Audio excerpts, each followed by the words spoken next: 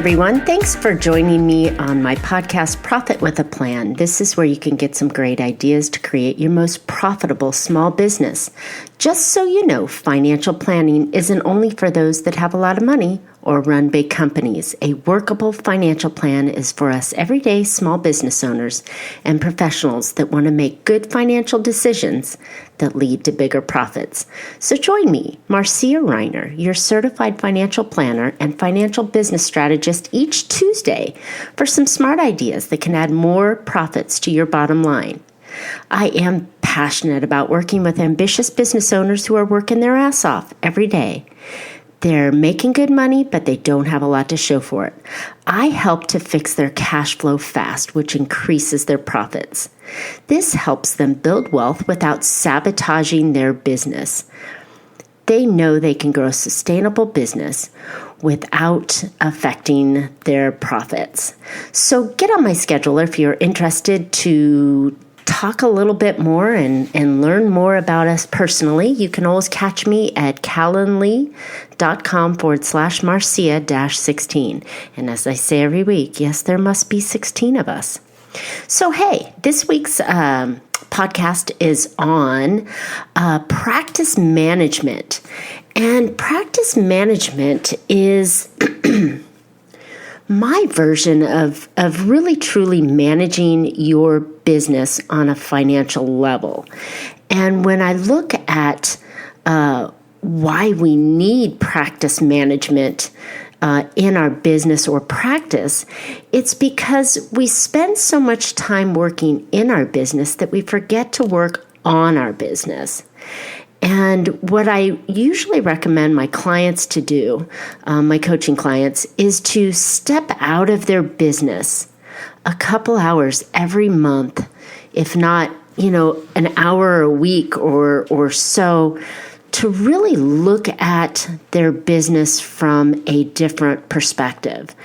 And, excuse me, and when they look at their business from a different perspective, they can reach other levels that they may not have been able to reach because they were so involved in their business in their business and not working on their business. We need practice management in our practice and business. And let me say that practice management usually aligns itself with the medical community, but I think it aligns ourselves really nicely with most businesses as well. But I do a lot of work in the medical community, so I use this term loosely to those that are not in the medical community. So practice management helps align everybody and gets every step moving towards your goal. And when you have a clear plan and strategy and you're managing your practice and you're working on your business, you can keep moving towards those goals. And if the message that you're trying to, the goal you're trying to go with and the message that you're talking about, if you have a chance to look at it from a different level, you'll see that it actually allows you to see it clearer because you've stepped out of your business to see it, if that makes any sense. Another reason why we need to manage our practice and business is it helps us find the issues before they get really big. And there are stories that say don't fix the squeaky wheel. Well, I think that by the time it gets squeaky, it really needs to be fixed. But if you can catch it when it starts to wobble a little bit, then maybe you can get ahead of it and stop it before it becomes quite a big issue. Okay, so the other thing that I think why we need to do practice management in our business is that it keeps our business lean and trim. And if you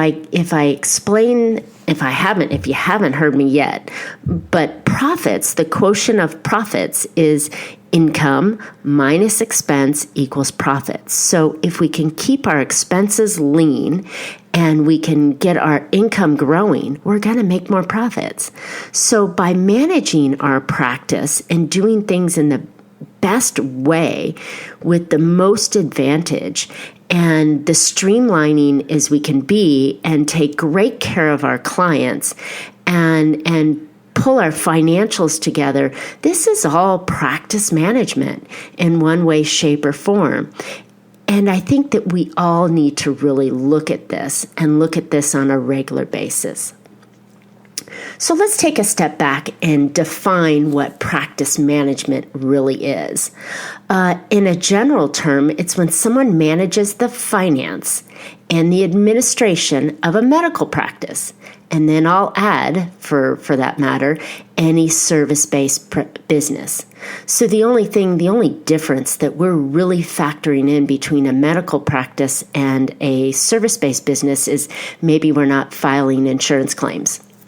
But we're managing client engagement, we're managing appointments, we're managing staff, we're managing our deliverables, we're marketing, we're innovating, we're doing all of this stuff. This is practice management in one way, shape, or form because we're touching on the finances and we're dealing with the administration of our business, right? So I think it's really essential for us to think about this on a regular basis.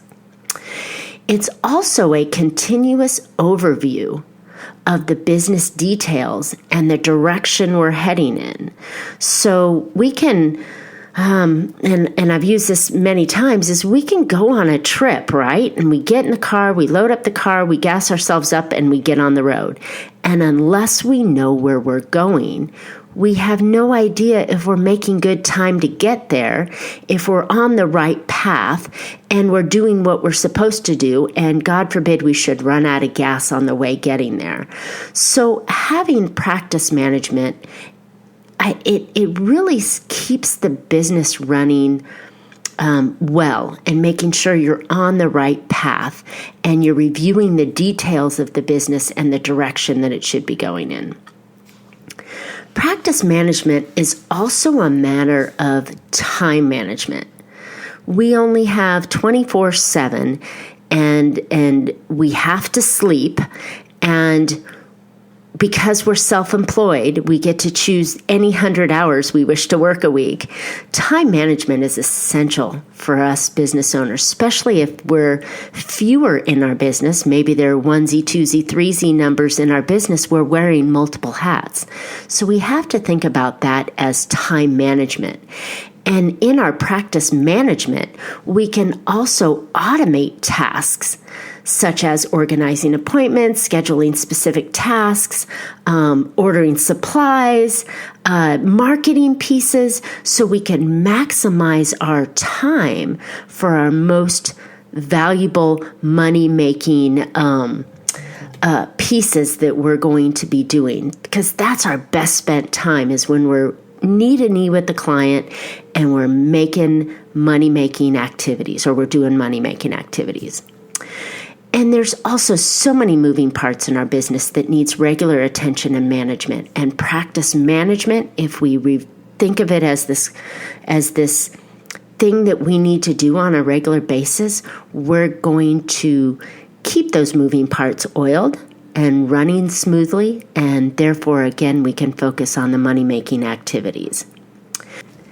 So how do we deal with practice management? How do we do it? First of all, you have to establish your long and short-term goals around your business money. And what that means is that you've got to establish what you're going to be expecting, what you're going to be forecasting, where that money's coming from, your marketing activities, the number of clients that you need to be bringing in to make the goals that you want to have, how many clients per day, per hour, per month, where's it going? We're also setting goals around spending. So these goals are really important to have established around your business money so you can achieve them. If you don't have the goal, then you don't know what you're doing. Then the second step in practice management is creating a plan and some SOPs that will bring everybody on board together. If it's just you, you're bringing on your marketing person, you're bringing on your accountant, you're bringing on your business coach, you're bringing on all the different pieces that come into play. And those standard operating procedures will help keep those systems and processes moving along smoothly. But having a plan that supports those goals, short and long term, will help you with the management. And then third, you're going to set regular maintenance and updates to ensure that you're getting improvement. Staying in one place and continuing what you're doing and not evolving or innovating or changing is a surefire way to close your business in a short time. You've got to look at ways to trim, to shape as the industry moves. You've got to move along with it. A perfect example is in your marketing. Just looking at Facebook. Facebook changes all the time, and there's rules and regulations, and if you do a little bit of this or a little bit of that, so your marketing may need to adjust on a regular basis. And if you're not doing practice management and setting that maintenance and updating yourself, then you're going to lose value and lose business along the way because you didn't make the adjustments or changes that needed to be made. And then with that, you need to review regularly.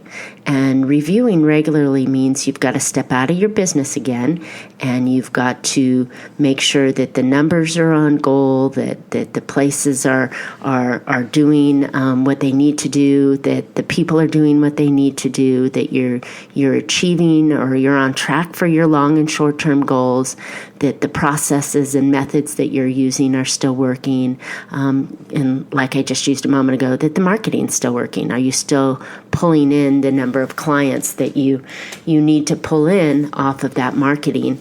And is your staff supporting everything you're doing? And then if it's not, don't be afraid to make adjustments. Now, don't adjust that if you put something in play and a week later it's not working. Give it some time to work, but I think a shorter amount of time will let you know if you're getting the engagement and the performance and the results that you're wanting to have. So that practice management and knowing where you are and what you have to do and all the steps, and then making those adjustments along the way, I think are really important. So I hope this is valuable. I hope you're catching some ideas and seeing how you can improve your business here. The final piece that I wanted to chat about with today is how practice management can increase your profits. You may have seen this already in our conversation today, but I think that one of the key things, and this is part of reviewing regularly, is you can catch mistakes or losses that would have slipped through the cracks. And if you don't make that regular review and make those adjustments, then it could be 6 months or a year before you realize that you could have done something different and changed it and seen a lot more headway. So I think catching those mistakes and avoiding those losses or protecting from those losses are incredibly important. So another way that practice management can increase your profits is through improving your systems and processes. That if we fine tune and trim the sails and get everything moving in the right way, you can actually cut costs and therefore increase profits. Remember our quotient: income minus expenses equals profits. So if we can do something faster, smoother, for more money or spend less on it, then we're going to increase our profits. And unless you're doing that regular review or practice management, you'll never know whether you've got an opportunity to increase or smooth out a process or a system that could in turn increase your profits, right? That's what we're all about here, making more money.